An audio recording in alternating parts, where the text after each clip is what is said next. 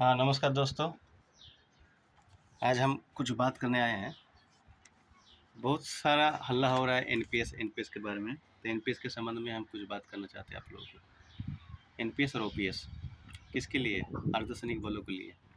अर्धसैनिक बल कौन है? अर्धसैनिक बल है जो CISF, BSF, ITBP, Assam rifle, ठीक है, एसएसबी, यही सब। इसमें से सीबीआई है, आपका सीबीआई हो गया, आईबी हो गया, एसपीजी हो गया, एसएसजी हो गया, गार्ड। ये सब किस में आता है? अर्धसैनिक बल में। अर्धसैनिक बल, अच्छा आप बताइए, अर्धसैनिक बल आर्म फोर्स है कि नहीं है? मतलब इसके पास हथियार है कि नहीं है ना? हथियार, ठीक है। तो अर्धसैनिक बल के पास हथियार रहता है। आप देखे होंगे सीआरपीएफ, बीएसएफ, इनको या बाकी और भी जो फोर्स है, सबके पास हथियार रहता है। हम देखे हैं ना। तो हथियार ये सशस्त्र बल है। जब बीएसएफ का भी स्थापना हुआ था ना, बीएसएफ एक्ट 1961 में, उसमें भी उनको लिखा है कि आर्म फोर्स है। मगर भारत सरकार जो है वो मानने के लिए राज़ी नहीं है कि ये आर्म फोर्स है। ठीक है, भारत सरकार अभी उनको मानने के लिए राज़ी नहीं है, बोलता है ये आर्म फोर्स नहीं है। ठीक है ना, ये सिविल फोर्स है। सिविल फोर्स और आर्म फोर्स में क्या अंतर है?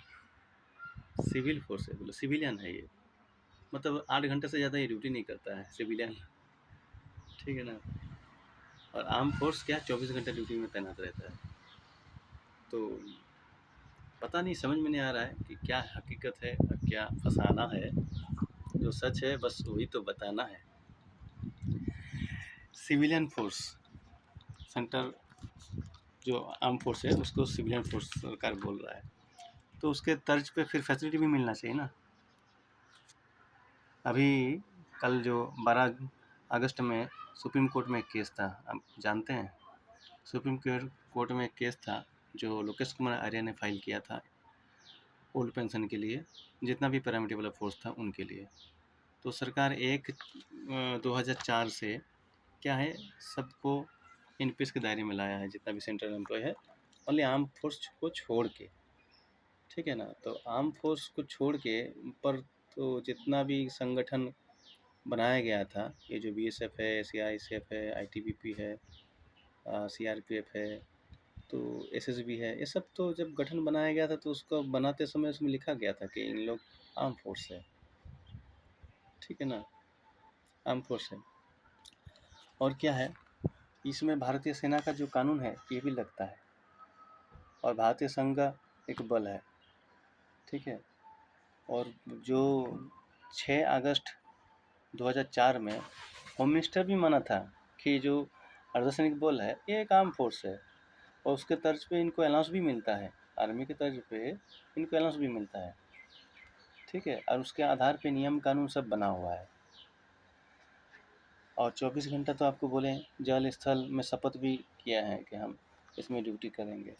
और सबसे बड़ी बात है, जो ओपीएस है, सीसीएस जो पेंशन का जो नियम है 1972, उसमें भी बताया गया कि ये सशस्त्र पुलिस मतलब फोर्स है, सशस्त्र बल है जो सेंट्रल आर्म फोर्स।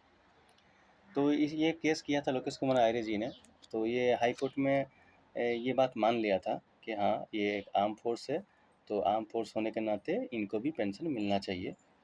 तो हाई कोर्ट में, दिल्ली हाई कोर्ट ने परमिशन दे दिया था पिछले साल ही अगस्त महीना में कि हाँ इनको ओपीएस लागू है। पर उसमें भारत सरकार ने स्टे लगा दिया था, भारत सरकार, और उसको 2024 फरवरी में सुनवाई होना था।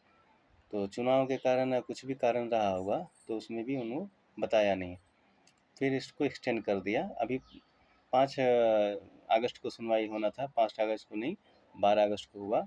तो 12 कल, यानी कल। तो कल एक जज ने बताया, हमारे तरफ से जो वकील था सुप्रीम कोर्ट में, मतलब अर्धसैनिक बलों की तरफ से जो वकील था वो अंकुर जी था। ठीक है ना। और उसका जो टिप्पणी किया उसने, तो उसमें जो जज साहब ने क्या कहा पता है?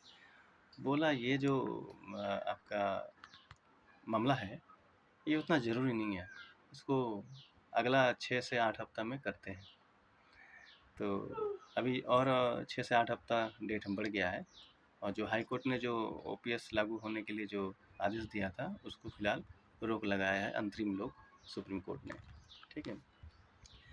लोकेश कुमार आर्य का एक मीडिया चैनल भी है WNN भारत, तो उसमें आप देख सकते हैं ये जितना भी गोदी मीडिया बोलिए कुछ भी सही में आज तक है, एबीपी है, जी न्यूज़ है, जो भी है, कोई नाम नहीं लेता, मैं नाम ही ले रहा हूँ, तो कोई भी न्यूज़ चैनल में कोई दे सुना है कि कल सुप्रीम कोर्ट का सुनवाई था? नहीं, कोई बताया ही नहीं। अर्धसैनिक वालों जब शहीद हो जाएगा तब वो टीवी कैमरा पहुँच जाएगा अपना दिखाने के लिए, शहीद का अगड़म बगड़म बोलने के लिए, हालांकि शहीद का भी दर्जा नहीं मिलता इनको। तो ये इतना बड़ा मुद्दा है, 11 लाख जो हमारा सैनिक है, अर्धसैनिक बल, उनका कल भविष्य का मतलब निर्णय लेना था सुप्रीम कोर्ट को, तो उसको फिर स्टे ले लिया है आगे, फिर बढ़ा दिया गया डेट, तो तारीख पे तारीख सुनना ही देता है ना, वही बात है। तो कोई भी मीडिया चैनल इसको कवरेज दिया नहीं है। मैं कल देखा गूगल में, खाली अमर उजाला ने थोड़ा बहुत उसमें लिखा है, बाकी कोई न्यूज़ चैनल 1 सेकंड का भी उसमें ना कहीं चलाया है ना कुछ बताया है। ठीक है ना। और ये जो केस था सुप्रीम कोर्ट में, इसमें जिसके संजीव खन्ना जी जो जज साहब था उनके अंडर में हो रहा था, मगर वो भी हट गया है। उसका क्या कारण पता नहीं, खुद से हटा कि सरकार ने हटाया है सुप्रीम कोर्ट से, हालांकि वो फेवर में था थोड़ा बहुत पैरामिलिट्री फोर्स के लिए।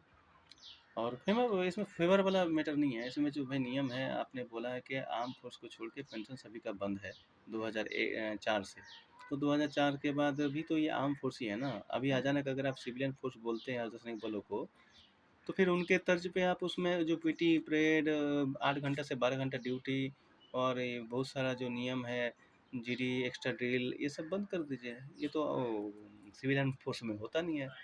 ठीक है। तो दोहरा नीति मतलब जो अपना रहा है, ठीक नहीं है वो। ठीक है। और एक चीज़ और भी बता देता हूँ, अभी बोलता है कि सरकार बोलता है कि पेंशन देने से आपको बोझ बढ़ जाएगा पैसा के लिए, ये भी कभी कभी सुनता हूँ। तो पैसा आपको जानकारी के लिए बता देता हूँ, जो आर्मी ने भी एयरफोर्स है उसके ऊपर सरकार का सालाना खर्च होता है 6 लाख करोड़ लगभग। और जितना भी आर्म फोर्स है मिला के, जितना आर्म फोर्स मतलब हम अर्धसैनिक बलों को ही कह रहे हैं, उन पर खर्चा कितना होता है पता है? मुश्किल से 1 लाख करोड़ रुपये सालाना। ठीक है। तो जो भी है, अब देखिए क्या होता है। हम लोग बहुत आशा लगा के सभी पैरामिलिट्री फोर्स मेंबर बैठे थे कि पेंशन लागू हो जाएगा, क्योंकि जो हाई कोर्ट ने जब इस केस जीता था, तब तो भाई हाई कोर्ट ऐसे तो नहीं जीता है ना, वहाँ का भी जज वकील ने बहुत सोच समझ के जिताया है, या देखा होगा कानून में, हाँ इसमें दम है, सरकार ने एक मिस्टेक कर चुका था।